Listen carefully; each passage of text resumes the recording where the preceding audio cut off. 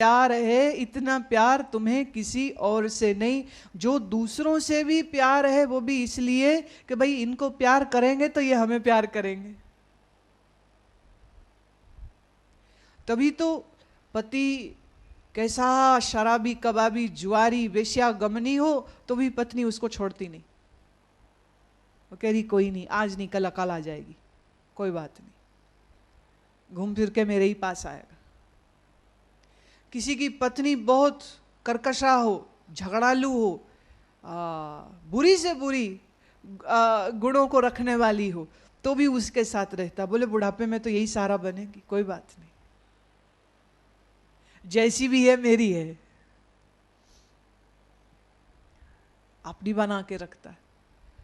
तो बुरे पति या बुरी पत्नी से भी जो प्यार बना रहता है वो भी उनके लिए नहीं है, वो भी अपने लिए ही हो रहा। तो सबसे प्यारा कौन? हिम्मत करो ना बोलने की।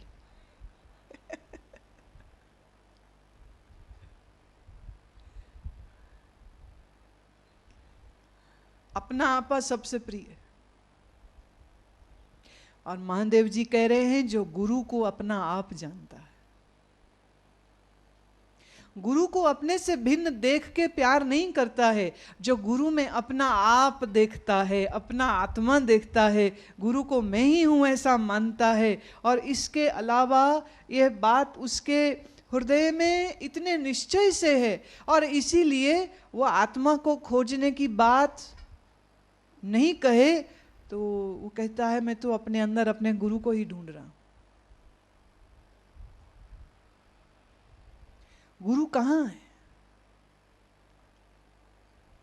महादेव कह रहे हैं गुरु बाहर नहीं है, गुरु तुम्हारे भीतर है। और जो बाहर गुरु का देह भी दिखता है उसमें भी अपने आप को देखता है, या यूं कहिए अपने ही परिशुद्ध स्वरूप को देखता है। ऐसा होना चाहिए। कैसा होना चाहिए? जैसा गुरु है। गुरु कैसा है? बोले जैसा आत्मा है, बस वैसा ही होना चाहिए। भगवान कहते हैं ऐसे अपने ही गुरुदेव को जानने का बुद्धिमान प्रयास करते हैं, अपने अंदर अपने गुरु को मानते हुए, देखते हुए इस गूढ़ विद्या को प्राप्त करने की कोशिश करते रहते।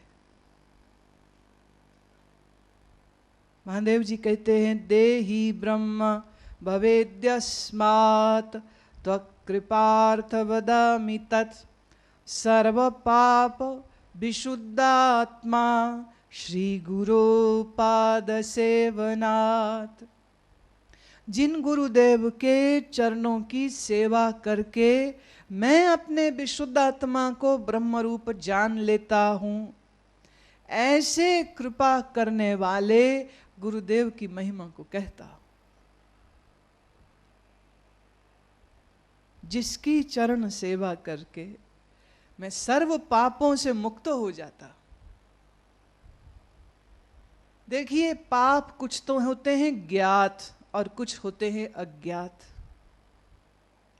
ज्ञात माने the ones about which you know that you have done, but then there are those sins about which you have no clue at all. जब पराए माल धन पर बुरी दृष्टि रखी थी तो यह भी पाप था। जब पराए शरीर को देख के तू कामुक्त हुआ था तो यह भी पाप था। और मोटे तौर पे अगर दिखाएं तो चोरी, यारी, डकैती, कत्ल, बलात्कार ये तो पाप है ही। पर जब तुम्हारे चित्त में द्वेष उठता है तो कहा यह भी पाप है। और ऐसे कितने अनगिनत पाप हैं जिनका हमें ज्ञान नहीं है। अगर आपसे पूछूं कि आप अपने इस जन्म के पापों को लिखो, लिख पाओगे?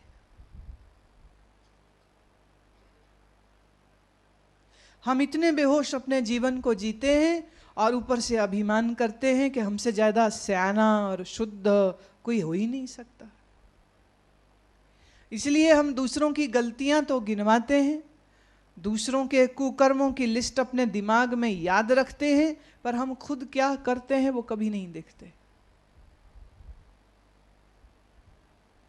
दूसरों ने तुम्हारे साथ क्या बुरा किया तुम्हें ये याद है, पर तुमने जो दूसरों के साथ बुरा किया वो याद है? जो दूसरों ने तुम्हारे अधिकार छीने वो तुम्हें याद है, पर जब तुमने दूसरों के अधिकार छीने वो याद है? इसी जन्म के याद नहीं तो पूर्व जन्मों के याद कैसे होंगे? तो जो पूर्व जन्मों के पाप हैं उन्हीं को हम संचित कर्म कहते हैं। और श्री भगवान शंकर कह रहे हैं कि गुरु चरण की सेवा करने से हम अपने संचित पापों से मुक्ति पाते हैं। कबीर का ये दोहा है ना, गुरु मानुष कर जानते से नर कहिए अंध। गुरु को मात्र मनुष्य मत समझे। खुद शिव कह चुके हैं, गुरु ही शिव है, शिव ही गुरु है। शोषणम पापम पापंकस्य दीपनम ज्ञान तेजसः गुरोः पादोदकं सम्यकः संसारार्वतारकम्।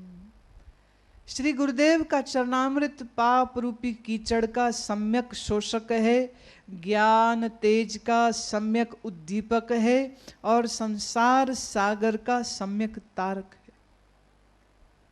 गुरु का चरणामृत संसार से तारने वाली नैया है, नाव है। कीचड़ में फंसे हुए इस मन का शोधन कर देता है, और ये जो गुरु का चरणामृत है ये मन में बुझे हुए ज्ञान के दीपक को तेज करके जगा देता है। अज्ञान मूल हरणम जन्म कर्म निवारकम ज्ञान वैराग्य सिद्ध्यर्थम गुरु पादोदकम पिबेत। अज्ञान की जड़ को उखाड़ने वाले, अनेक जन्मों के कर्मों का निवारण करते हैं, ज्ञान वैराग्य को सिद्ध करने वाले श्री गुरुदेव के चरणामृत का पान करना चाहिए। ये महिमा भगवान दे रहे हैं। स्वदेशिकस्यैव च नाम कीर्तनम भवेदन्त्ययशिविस्या कीर्तनम स्वदेशिकस्यैव च नाम चिन्तनम भवेदन्त तन्तस्य शिवस्य नाम चिन्तनम। अपने गुरुदेव का नाम कीर्तन अनंत स्वरूप भगवान शिव का ही कीर्तन है। अपने गुरुदेव का नाम चिंतन अनंत स्वरूप भगवान शिव का ही चिंतन।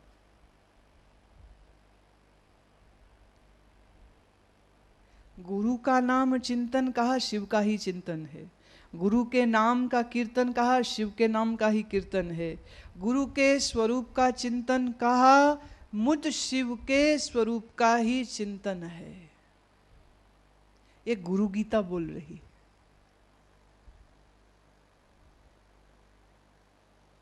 बोले गुरु कहाँ रहता है? वो कहते जहां गुरु रहता है वही काशी। गुरु शिव है, शिव कहाँ है? शिव काशी में है। तो अब अगले श्लोक में कहते हैं काशी क्षेत्रम निवासश्च जानवी चरणोदकम गुरु विश्वेश्वरः साक्षात तारकम ब्रह्म निश्चय। जहां गुरु बैठा बोले वही काशी।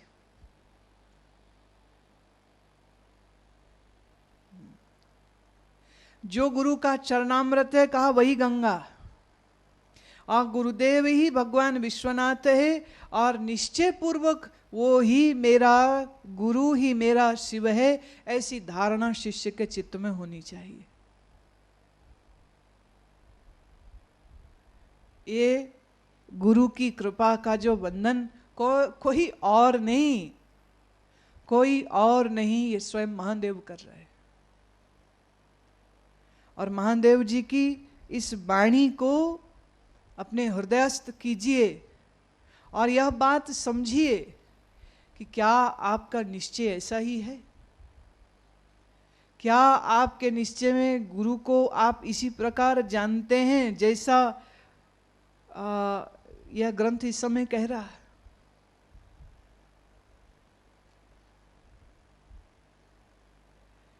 वाह, गुरु सेवा गया प्रोक्तः देहास्यादक्षो वटः तत्पादं विष्णुपादं स्यात् तन्नद्दत्तमनस्ततम्।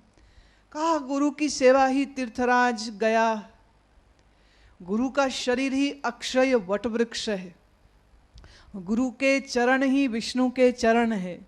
बोले बस मन को तदाकार करके वहीं लगाओ,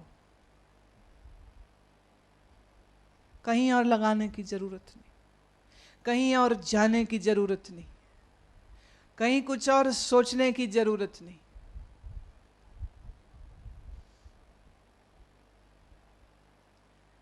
गुरु ग्रंथ साहब में एक वचन आता है, वो कहते तीरथ पूरा सतगुरु जित नाते कौआ हंस होए। मेरा गुरु ही मेरा तीर्थराज है, जिसमें स्नान करके मेरा अज्ञान जैसा कौआ मन ना धो के पवित्र होके हंस हो जाता है। ये महिमा कहा गुरु की।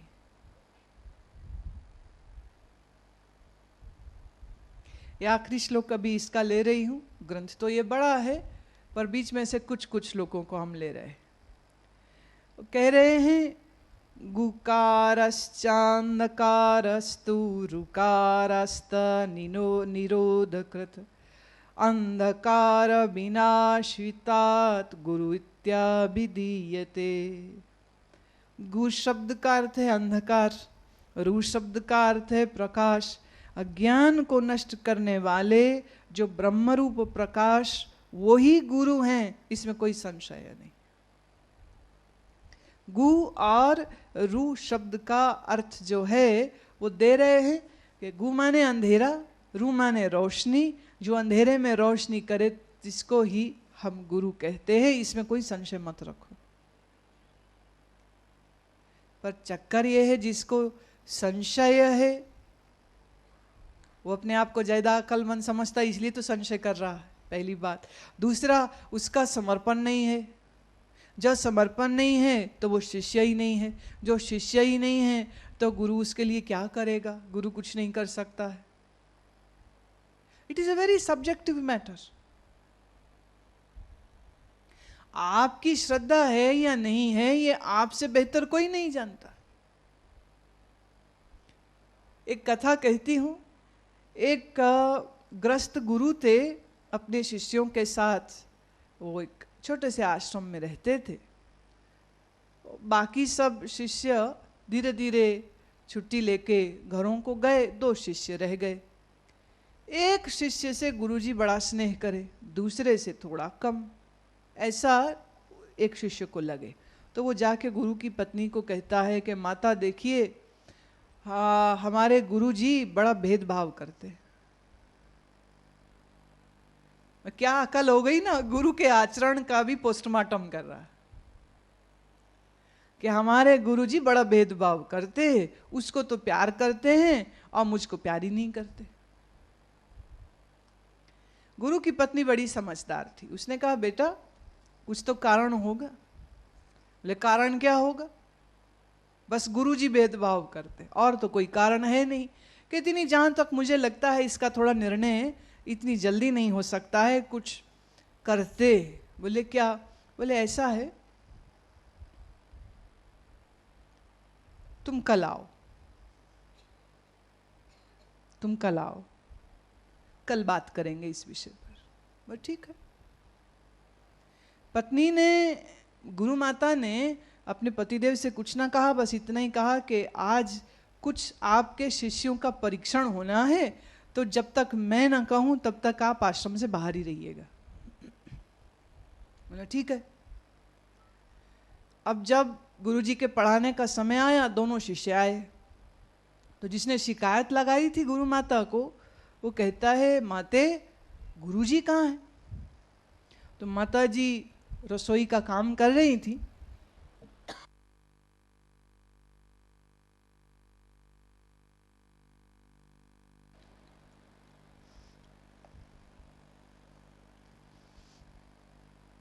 काम करते करते में उत्तर देती हैं, बस यहीं चक्की में चले गए। कहती ये कोई बात हुई, चक्की में चले गए? माता मैं पूछ रहा हूं गुरुजी कहां गए? कहती बेटे बोला ना, चक्की में चले गए। वो कहता है ऐसी अतर्कपूर्ण बात आप कहेंगी और आप ये सोचती कि मैं ये बात मान लूंगा? बताओ चक्की में गुरुजी कैसे जा सकते हैं? लगा वो अपने प्रवचन करने। छोटी चीज बड़े में समा सकती है, बड़ी चीज छोटा में थोड़ी समा सकती। गुरुजी का शरीर बड़ा है, चक्की छोटी है, चक्की का तो छेद इतना सा है, उसमें उनकी उंगली तो जा सकती है, हाथ भी पूरा नहीं जा सकता, तो वो पूरे कैसे चले गए? He went on and on and on. इतने में दूसरा आ गया, माता गुरुजी कहाँ हैं? उसको भी यही जवाब दिया, बोले चक्की में चले गए। तो उसने वहीं चक्की को दंडवत प्रणाम किया। दूसरा पूछता है बे क्या कर रहा है? बोले गुरुजी ने अगर चक्की को आसन बनाया है तो हम चक्की को प्रणाम करेंगे। बोले पागल हो गया, तो वो चक्की में कैसे जा सकते? बोले हमारे गुरु सर्वसमर्थ है, वो कुछ भी कर सकते। हमारे गुरु सर्वसमर्थ हैं। अगर हनुमान जी ने अपना लघु रूप बनाया था, छोटा रूप बनाया था, और फिर कभी बड़ा रूप कर लेते थे, तो क्या हमारे गुरुदेव नहीं कर सकते? हमारे गुरुदेव सब कुछ कर सकते। बिल्कुल संभव है कि वो चक्की में आज चले गए। तो उसे चक्की को प्रणाम कर दिया। माता जी ने कहा बेटे समझ लगी? अब फर्क समझ लगा? ये गुरु भक्ति जिसको तुम्हारे गुरु ने तुम्हारे अंदर नहीं देखा और इसके अंदर देखा, तो आपकी भक्ति ही गुरु के कृपा को आकर्षित कर लेती है। अगर आपके भीतर संशय चल रहा है, that shows in your conduct, that shows in your language, that shows in your behaviour. और गुरु अंधा नहीं है कि उसको दिखता नहीं।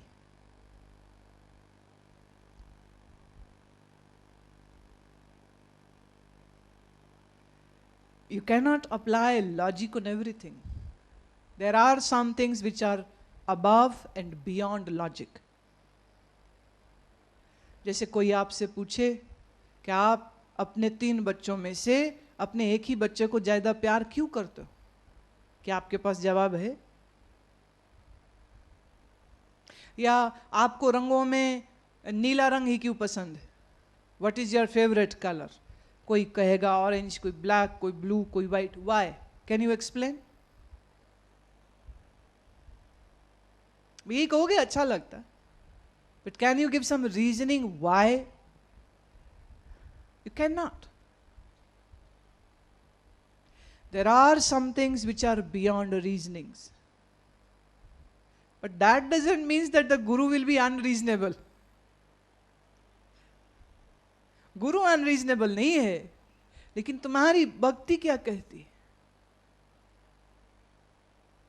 एक छोटा सा किस्सा और कहना चाहूंगी गुरु नानक के जीवन का, और फिर आज का जो भजन है वो हम गाएंगे। गुरु नानक करतारपुर में अपनी वृद्धावस्था में बैठ गए थे। सब यात्राएं बंद कर दी, वहीं मकान बना के रहते, थोड़ा खेती करते और घर चलाते, और जो कोई उनके प्रेम में सत्संग में आते तो वो सभा चलती। एक दिन बहुत संगत आई दर्शन करने को, और गुरुजी अपनी गद्दी में ही नहीं। सब लोग पूछे गुरु कहाँ हैं? इतने में एक आदमी भागा हुआ आया, कहते क्या तुम्हें पता है कि गुरु नानक पागल हो गए? क्या मतलब? कह रहे हाँ, मैंने अभी देखा, उनके बाल बिखरे हुए, हाथ में शराब पकड़ी हुई, आवारा कुत्ते साथ में लिए हुए, और अंट शंट बोल रहे हैं, गली में घूमते हुए मैंने देखा उनको अभी। सब लोग भागे, सब भागे, और जाके देखा तो सच में ऐसा ही बेश बनाया हुआ, और ऐसे ही वो खड़े हैं और अजीब अजीब हरकत कर रहे हैं, और जो कोई नजदीक आने लगे उसे पत्थर मारते। थोड़ी ही देर में सारी भीड़ घर को भाग गई। ये सोच के कि हमारे गुरु का दिमाग खराब हो गया।